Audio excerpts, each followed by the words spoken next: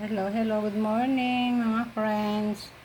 Ayan, ito, gumagawa na naman tayo ng ating ice candy. Ayan, yung ating chocolate na ice candy. Ayan, dahil sa tag-init na ngayon mga friends. Ayan, mabili na naman yung ating ice candy. Ayan, gumagawa ako dito. Meron akong tindahan dito. Kaya, mabili yung ice candy. Ayan. Niluto ko to mga friend. Pinakulo ko to. Para ayan na siya. Oh. Para pag yung kinain, malambot yung yung kanyang yelo. Ayan. Smoothie siya. Diba? Ayan. Ito, marami tayong stock na kamatis mga friend. Oh. Bumili na kayo habang mura na nasa 10 pesos lang yung 1 kilo. So to 2 kilo to mga friend, no? 20 pesos lang yan. Yan. Nag-stock na ako para pag mahilig kami kasi sa prito, lalo ng mga bata. Yung nilalagyan ko ginigisa ko tapos nilalagyan ko ng itlog yan. Gusto ng aking mga estudyante. At yung ating talong, yung talong ngayon, mura na din. 40 na lang 1 kilo. Ito, bumili na tayo ng kalahati kanina. 20 lang yan. Yan ang ating for today's vlog mga friends. Yan, gagawa tayo ng ice candy and chocolate. Yan. Yan, ilagay ko na yung mga friend, yung ating ice candy. Ayan. Tapos ito meron pa akong mga coco jelly. Ayan. Ayan yung mga snappy jelly. Tsaka yung ating buko pandan. Ayan. Tsaka yung chocolate na ice candy. Ayan, mabili ngayon ng ice candy natin mga friend dahil tag-init na. Ayan. Ha? Hindi ka sandali. Ayan, yung ating ice candy. Ayan, para tumigas na siya. Ayan. Hello, good evening. Ayan. Nakapaligo na tayo mga friend. Ayan. Kung hindi ka maliligo, grabe ang init. Ayan, nagpaparandam na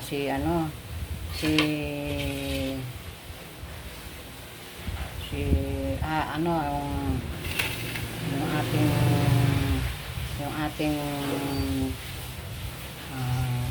tag-init yan, tag-init na. Malapit na ang mahal na araw, kaya ito nararanasan na naman natin ang ating tag-init dito sa atin. Ayan. So, kain na muna tayo mga friend. So, maghahapunan muna kami. Ayan. So, kanjoshin. Ayan, magkain natin. So, kain muna tayo. Atsara. Sige. Ito, isang kakain na tayo. Ayan, si Daddy Lolo. Kakain na. Ayan. Ayan, meron kami pritong tilapia. Ayan. Tsaka yung sausage na galing ng dun sa fresh option. Yan. Tsaka yung ating gulay. Ginataang gulay. Yan. Yung ating mga estudyante. Ayun, nandun po sila sa kanilang mga kwarto. Yan. Yung isa natutulog pa. Yan. Kain na muna tayo mga friend. Yan. Ayan, yung ating atsara. Ayan, terno dun sa ating mga prito. Ayun. Ayan, meron pa akong nagtira pa kami ng atsara. Yung para sa aming pang araw-araw. Ayan. Hindi ko lahat na binenta. Nagtira ako sa aming rep. Ayan. O, kain na tayo. Kain muna tayo ng hapunan. Hello mga friends, kumusta na kayo? Yan, today is Friday. Yan, Friday na mga friend. Kumusta na kayo? Good weather tayo ngayon. Yating mamaos. At ito, ano tayo ng ating lulutuin. Yan, busy na yung ating mga politiko ngayon mga friend. Ayan. 28 kasi ngayon ang starting ng ng kampanya. Kaya yun ang busy sila. Kaya ayan, maingay na naman dito sa aming kalye dito. Sa inyo diyan, sa mga bari-bari nyo diyan mga friend, siguro ganun din, ano din yung kanilang mga yan. Basta yun lang ang ating nasa atin na yun, kung anong ating iluluklok sa ating bayan. Yan. Alam mo ng mga Pilipino, mga Kapampangan, matatalino din sila. Sila na lang ang magpipili kung ano yung gusto nilang iluklok sa ating bayan. Yan. For today's vlog mga friend, ito yung ating lulutuin. Isang putay lang ang lulutuin natin mga friend, para medyo tipid-tipid.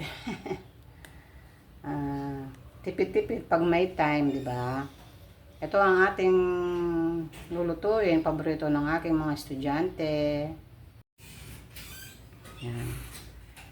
Yan ang ating paboritong niluluto sa ating mga estudyante. Yan.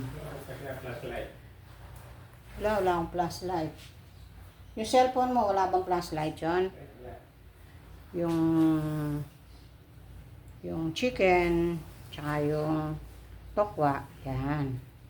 Piprito natin yung mga friend para ilagay natin sa ating adobo. Yan. Tara, samahan nyo ako mga friend sa ating pagluluto ng chicken adobo. Hello. Ayan, ito ang ating finished product. Yan. Ang ating chicken adobo. Yan. Ito yung ating ulam ng ating mga estudyante. Yan. Masarap na naman silang kumain ito, mga friend. Yan, luto na. At nakapagluto na ako, mga friend. Nakapagluto na rin ako ng rice. Yan, kain na lang maya-maya. At susunduin na si Ron mamaya. Tsaka yung aking grade 10. Yan. Yan, malapit na ang kanilang bakasyon sa school. Yan.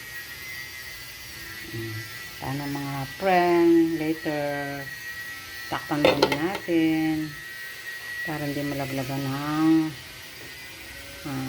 dumi. Yan.